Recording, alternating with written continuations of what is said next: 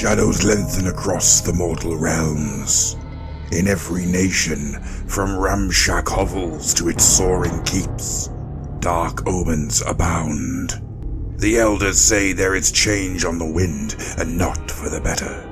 Sigmar's great endeavor to light the fires of civilization once more has borne fruit, but in turn brought dangers of its own. Malign portents. Sinister omens. Pietro Van Harrow squealed blearily and got to his feet, half naked and unsettled by the strange dreams. He glanced back at the bed of hay from which he had risen, and noted, with some irritation, that his wife Edra had cocooned herself in their threadbare blanket, leaving not so much a corner for him.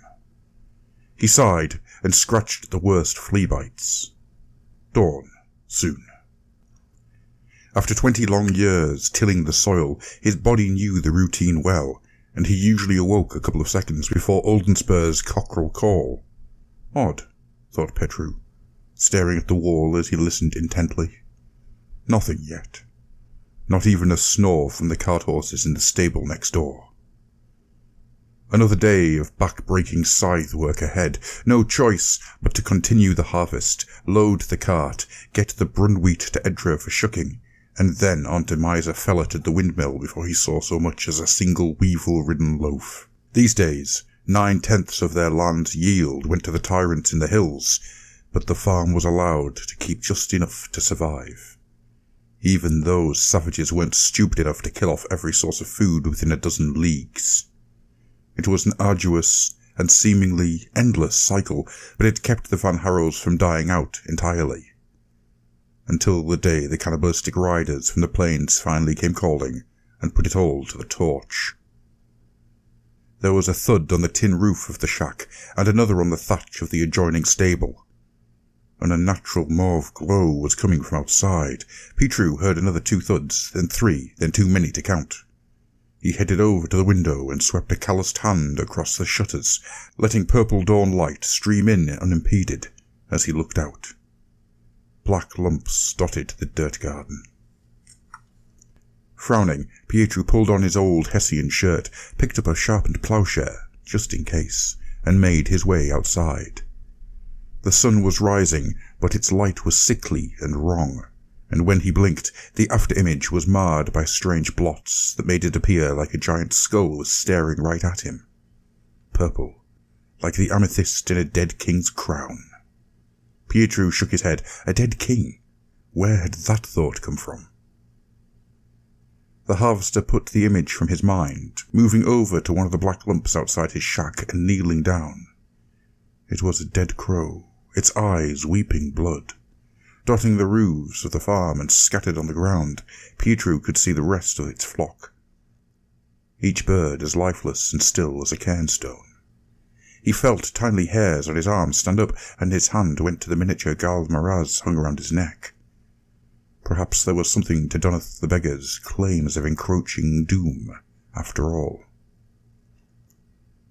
A chill wind blew through Pietro's hair, the crops behind him whispering in the breeze. He moved over to a quadrant of brunwheat he hadn't got round to harvesting. He looked for the telltale sign of black spot as he drew close, then felt a flood of relief. No discoloration, thank Sigmar. He grabbed a large ear of the mature plant anyway, and ground it open with a practiced motion, checking the produce inside. It was not kernels of brunwheat that spilled forth, but human teeth. Pietro staggered back with a grimace, then grabbed another plant and another. They too yielded scatterings of yellowed molars. With mounting panic, Pietro ran to the other side of the field, only to be confronted with the same shocking discovery. His foot scuffed against a smooth white stone, then another, the uneven ground feeling strangely like cobbles beneath him. Caught up in a choking feeling of unease, he headed back to the shack to seek out Edra. As Pietro passed the stables, he glanced inside, the pungent smell of rotten hay and horse manure filling his nostrils. Both Gorm and Black Nod lay dead, the giant cart horses as emaciated as if they had been starved for a whole year in a single night. "Edra!" called out Pietro in a strangled voice, running through his open door to check on his wife. She was still wrapped tight on their straw bed, the threadbare blanket seeming more like a shroud than a shield against the morning cold. He dropped his makeshift weapon and shook her by the shoulders, but she did not awaken. There was a scraping sound from outside the shack. Pietro spun around, picking up his plowshare once more with his teeth bared in a snarl. He ran over to the door and kicked it open, shouting a challenge into the unhealthy light of this dark dawn. "Come on then," he roared. "If you want our lives so badly, come and take them." He realized then that the unusual white stones that had nearly tripped him were not cobbles, but skulls. They were rising, dry earth tumbling away to reveal empty eye sockets. Pietro heard hollow laughter, yet somehow it had not disturbed the chilling silence around him, existing only in the back of his mind. The harvester watched in abject terror as fleshless cadavers broke free from the earth. Clad in the remnants of long-decayed uniforms, they hauled themselves from the ground, slowly, haltingly, but with terrible determination.